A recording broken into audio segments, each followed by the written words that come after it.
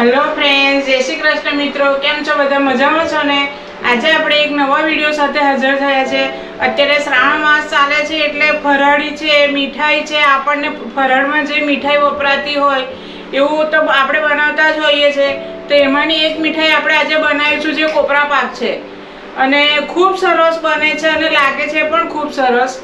હવે હું તમને એના ઇન્ગ્રીડિયન્ટ્સ બતાવી દઉં. પહેલાં જો આમાં મેં 250 ગ્રામ કોપરાનું છીણ લીધું છે, 150 ગ્રામ જેટલો મોડો માવો છે, 200 ગ્રામ ખાંડ છે. માવાની અને કોપરાની બંનેની મેં 200 ગ્રામ ખાંડ લીધી છે. આપણે વધારે ગળ્યો નથી બનાવવાનો. પછી ચાસણી બનાવવાની છે એટલે એના માટે મેં પાણી લીધું છે.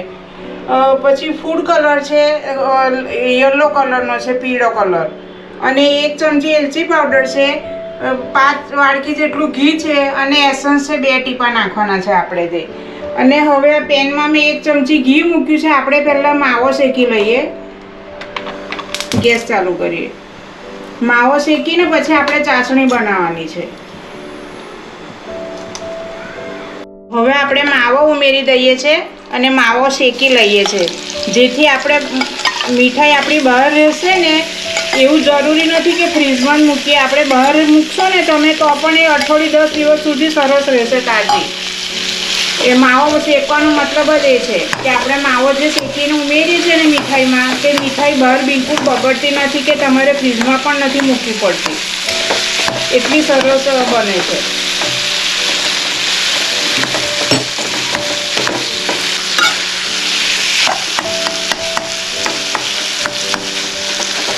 જો આપણો માવો સરસ શેકાઈ ગયો છે, તમને ખ્યાલ આવતો જ હશે. જુઓ, એકદમ એકરસ સરસ થઈ ગયો છે. હવે અને ઘી પણ આપણું સરસ છૂટું પડી ગયું છે. જુઓ, ઘી પણ આપણે જે 1 ચમચી ઘી મૂક્યું હતું ને, અને માવાનું ઘી છૂટે એટલે એને આપણે બહુ સાંતળવાનો નથી. એક રસ થઈ જાય ત્યાં સુધી જ એને સાંતળવાનો છે. હવે આપણે માવોને સાઈડ પર મૂકી દઈએ. હવે આપણે આ પેન લઈએ છીએ અને આ પેનમાં આપણે જે આ 200 ગ્રામ ખાંડ લીધી છે ને એ ઉમેરી દઈએ. અને ખાંડ ડૂબે એટલું જ આપણે પાણી લેવાનું છે, વધારે નથી લેવાનું. એની ચાસણી આપણે બનાવવાની છે 1 તારની.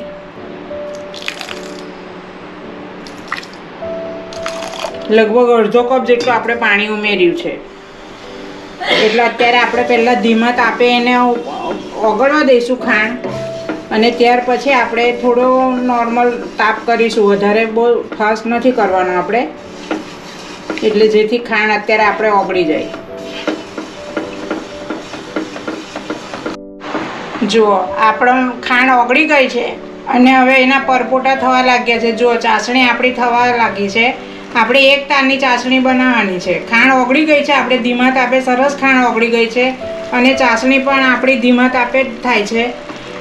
ચાસણી થઈ જાય એટલે આપણે 1 તારની ચાસણી કરવાની છે. હજુ તો ખાંડ જ ઓગળી રહી છે. હવે ચાસણીના તાર થવા લાગશે. હજુ 2-3 મિનિટ હલાવવું પડશે આપણે ધીમા તાપે. એટલે ચાસણી જોઈએ આપણે કે અડધો તાર થાય છે કે 1 તાર થાય છે કે હજુ થવા દેવાની છે. આપણે હજુ હલાવ્યા પછી જોઈએ. જો આપણી ચાસણી 1 તારની થઈ ગઈ છે. આપણે એને ઠંડુ કર્યું છે એમાં, અને બતાવું તમને. જુઓ, 1 તાર નીકળે છે. જુઓ,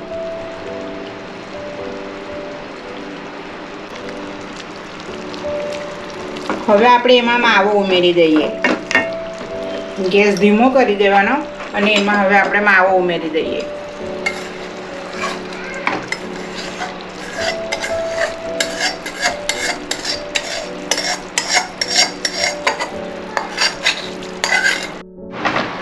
જો આપણે માવો અંદર બધો મિક્સ થઈ જશે ને, ત્યાર પછી આપણે એમાં કોપરાનું છીણ ઉમેરીશું.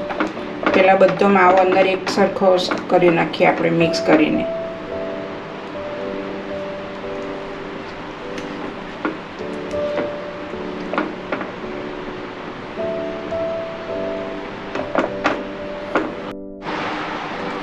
જો હવે આપણે એમાં કોપરાનું છીણ ઉમેરીએ છીએ. પછી એ ફૂડ કલર પણ ઉમેરી દઈએ છીએ આપણે. યલો કલર મેં લીધો છે એ આપણે ઉમેરી દઈએ.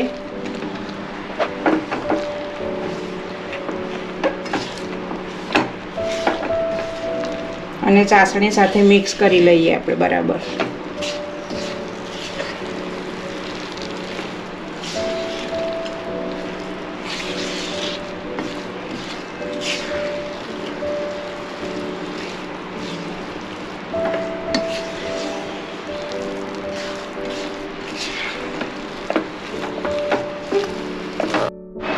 જો આપણે મિક્સ કરી દીધું છે, એમાં 2 ટીપે એસન્સના ઉમેરી દઈએ આપણે.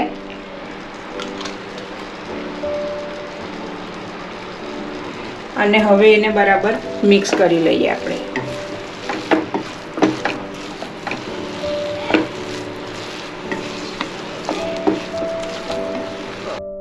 જો આપણું સરસ મિક્સ થવા આવ્યું છે, હવે એમાં આપણે થોડું ઘી ઉમેરી દઈએ. જે આપણે પાવ વાડકી જેટલું ઘી કાઢ્યું છે ને, એ ઘી આપણે એમાં ઉમેરી દઈએ. એમાં પણ થોડું રવા દઈએ છે, જરૂર પડશે તો આપણે ફરી ઉમેરીશું. એનું ખાલી બાઇન્ડિંગ માટે જ આપણે ઘી ઉમેરીએ છીએ અને ઘીનો સ્વાદ આવે. તમારે આના લાડુ વારવા હોય તો લાડુ પણ વારી શકો. તમારે થાળીમાં એને થાળીને પછી એના પીસ કરવા હોય તો પણ તમે કરી શકો. હવે એલચી પાવડર ઉમેરી દઈએ આપણે.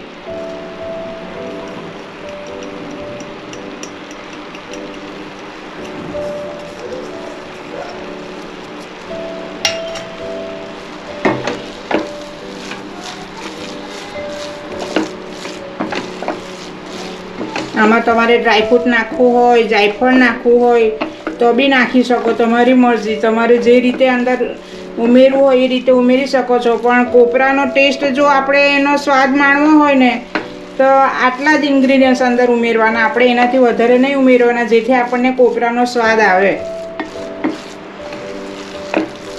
જો હવે આપણે થોડું હાથમાં લઈ જોઈએ કે એના ગોળો વરે એવું છે કે નહીં. ઠંડુ થવા દઈએ. જો આપણે આ મિશ્રણ આપણું તૈયાર થઈ ગયું છે અને ગોળા પણ સરસ વરવા લાગ્યા છે. જુઓ, એટલે આપણું કોપરા પાક તૈયાર છે.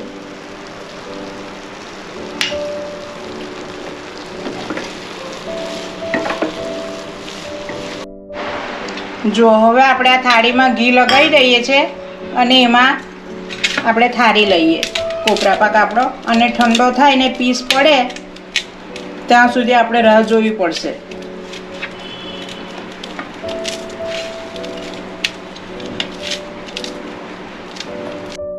જો હવે આપણે ગેસ બંધ કરી દઈએ. આપણું મિશ્રણ સરસ તૈયાર થઈ ગયું છે. હવે ગેસ બંધ કરી દઈએ અને થાળીમાં થાળી લઈએ આપણે હવે.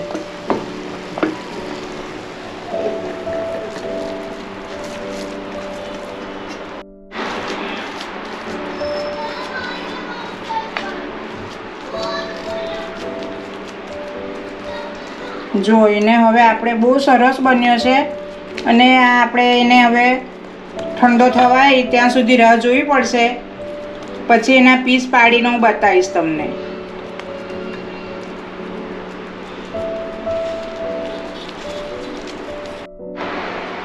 જો આપણો કોપરા પાક થાળી દીધો છે આપણે. હવે એને 2 કલાક ઠંડુ થાય ત્યાં સુધી એની રાહ જોઈએ. ત્યાર પછી ઠંડો પડે અને એના કટકા પીસ પડે ને ત્યાર પછી આપણે એને જોઈ લઈએ. જો આપણો કોપરા પાક હવે ઠરી ગયો છે અને હવે આપણે એના પીસ પાડી લઈએ.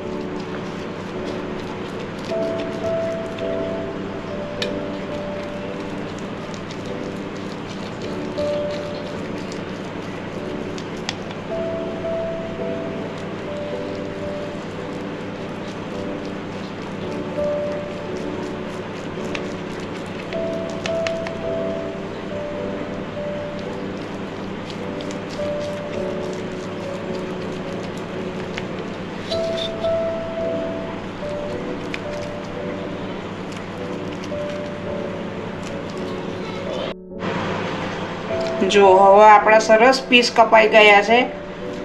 હવે આપણે એને સર્વ કરીશું.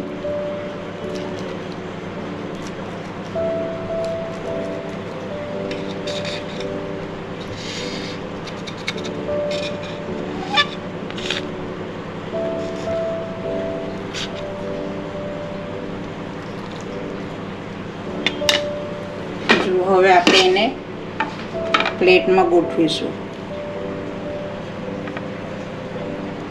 ખૂબ સરસ બન્યો છે અને ખૂબ ટેસ્ટી પણ છે. દેખાવમાં બી કલર એટલો સરસ લાગે છે.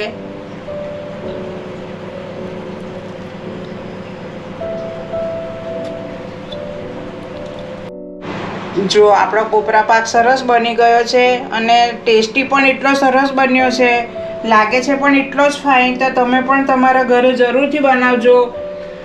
અને આ ફરાળમાં પણ સરસ તમારાથી વપરાય એવું છે. શ્રાવણ મહિનો કરો કે ચતુર્માસ કરો, તમારાથી ફરાળમાં પણ લેવાશે. માવો છે, કોપરું છે, ઘી તો 2-3 જ ચમચી આપણે ઉમેર્યું છે, વધારે નથી ઉમેર્યું. અને ખાંડની ચાસણી છે એટલે વાંધો નહીં આવે, તમારાથી સરસ ખવાશે. તો તમે જરૂરથી બનાવજો. લાઈક પણ કરજો, કમેન્ટ બોક્સમાં પણ લખી જણાવજો કે કેવો લાગ્યો, બન્યો કે નહીં બરાબર. અને તમે પણ બનાવજો એ રીતે. તો તમારો કેવો બન્યો છે એ પણ મને લખી જણાવજો. અને સબસ્ક્રાઈબ પણ જરૂરથી કરજો મિત્રો. તો હવે આપણે નવા વિડીયોમાં મળીશું. બાય, જય શ્રી કૃષ્ણ.